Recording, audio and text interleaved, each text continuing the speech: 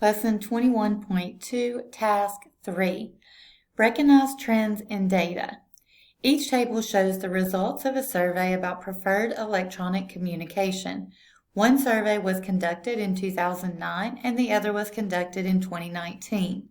Determine whether there is an association between being under 25 and preferring text messages.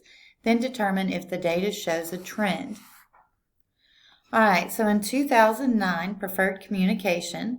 So we have emails and text messages. We have under 25 and 25 and older. So you can see in 2009, 18 out of 42% preferred emails for the 25 age group, or under 25 age group, and 24 out of 42 preferred text messages. For 25 years and older, 47 out of the 58% preferred emails and 11 out of 58% preferred text messages. You can see that in 2009, 65% of all people preferred emails and 35% preferred text messages. 10 years later, in 2019, 44% preferred emails and 56% preferred text messages. And you can see that under age 25, the number of emails went up to 25. Well, I don't know. See, 25 out of 63. I don't know how that relates to 18 out of 42. But then 25 and older would be 19% out of 37% preferred emails. And so 18 out of 37% preferred text messages. So let's see what questions they ask us. Determine whether there is an association for both 2009 and 2019. Find the conditional relative frequency of people surveyed who prefer text messages, given that they are under 25. Then compare the conditional relative frequency to an appropriate marginal frequency for each survey. What will be true about the frequencies if there is no association?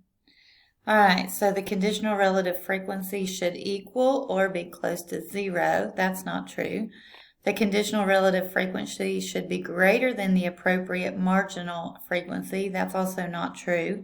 The conditional relative frequency should equal or be close to the appropriate marginal relative frequency. Okay, so that is the correct answer. All right, so it says description of group. So in 2009, the survey, so people surveyed who preferred text messages given that they are under 25. So that was 24 out of 42. If you look back up here, 24 out of 42, that came from the under 25 age group, and that's going to be about 57%. So in 2019, text messages for under 25. Text messages for under 25 was 38 out of 63%. So that's where the 60% came from here. And then it says all people surveyed who prefer text messages. And that would be 35%.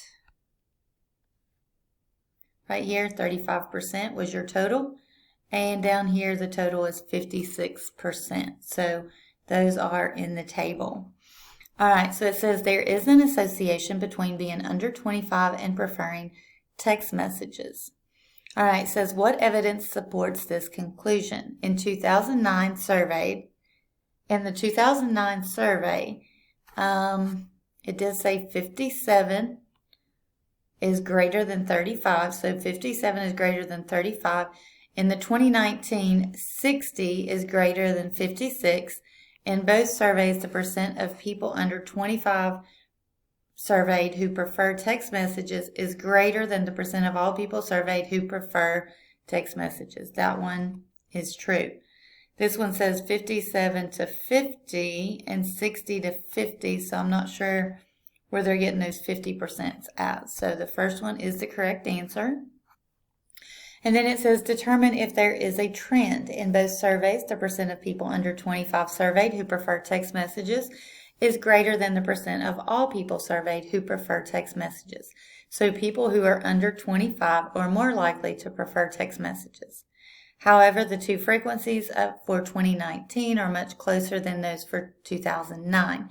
The association between being under 25 and preferring text messages has almost disappeared. All right, and as time goes, the difference may get even smaller or actually lean the other way, where most people in general will prefer text messages. All right, that's all for task 3. If you have any questions, let me know.